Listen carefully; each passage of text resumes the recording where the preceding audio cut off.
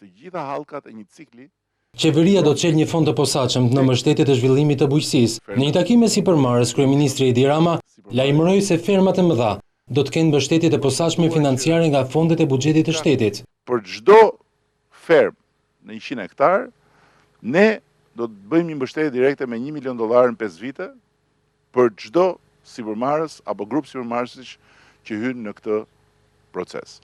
Ashtu si kundër, duke parë edhe suksesin e madh që kanë investimet në sera, sigurisht duke konsideruar edhe kthimin e shpejt të investimit që kanë serat, pjesë e kësaj pakete është edhe mbështetje direkte me $100 milion në 5 vite për gjitha sipërmarrës që arrin të ndërtojnë 10 hektar sera.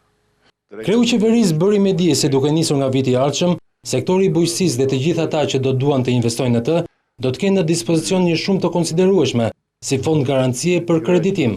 Është fondi kombëtar i garancisë. Qeveria ka marrë përsipër dhe është në buxhetin e vitit tashëm të vendosë një fond garancie për kreditimin e bujqësisë, mbi bazën e cilit ka një hapësirë të aksesueshme për 300 milion eurosh në 3 vitet e ardhshme,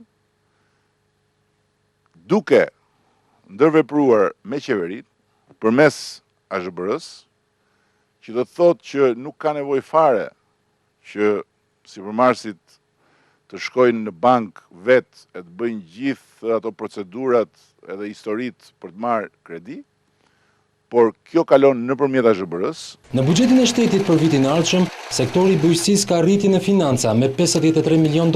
Ministria e Financave ka argumentuar se do të mbështeten 12.000 fermer me skema financimi që do të nxisin investimet në teknologji dhe po ashtu do të jepen para edhe për bordet e kullimit.